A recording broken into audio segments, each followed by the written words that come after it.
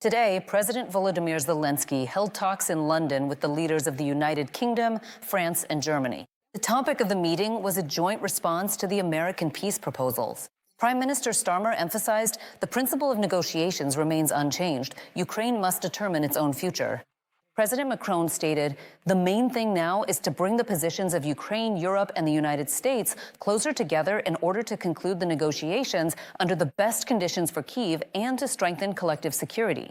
Chancellor Merz called the current moment a defining one for Europe and noted that he's skeptical about some of the proposals. After these talks, Volodymyr Zelensky is heading to Brussels and Rome. With the details, Veronica Boyko. Christmas decorations on Downing Street and unfestive conversations behind closed doors. President Volodymyr Zelensky begins the new diplomatic week in London, searching for a solution that could bring the war closer to an end. At the residence of British Prime Minister Keir Starmer, joint four-way talks are being held with French leader Emmanuel Macron and German Chancellor Friedrich Merz to coordinate a common response to the American peace proposals.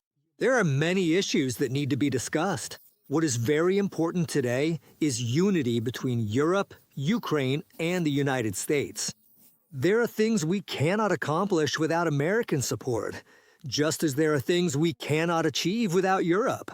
That's why it's necessary to make important decisions right now. In London, this meeting's being called a turning point, a chance to lay the foundation for a just peace and real security guarantees for Ukraine. Prime Minister Keir Starmer emphasizes the principle of negotiations remains unchanged. Ukraine must determine its own future. He is convinced that any future peace agreement must include security guarantees strong enough to make Russia respect the arrangements.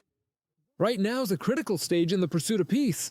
The principles remain unchanged. We stand with Ukraine. The ceasefire must be just and lasting, and everything that concerns Ukraine should be decided by Ukraine itself. We are here to support you in your struggle, in negotiations, and, if possible, to help secure a just and lasting peace.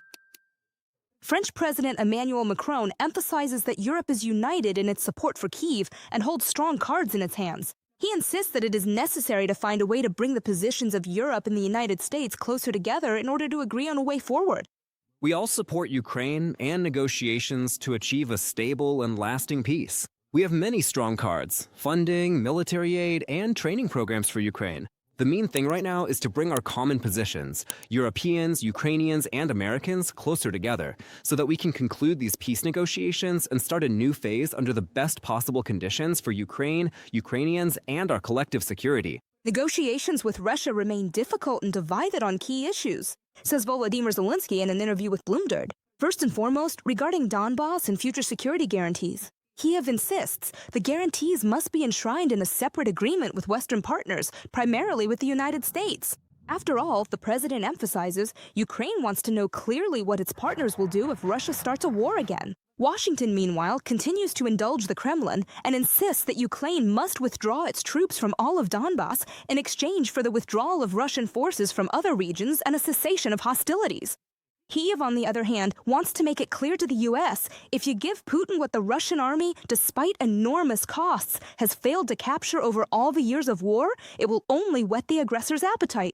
Europeans stand in solidarity with Zelensky. The peace plan should not look like a reward for Russian aggression.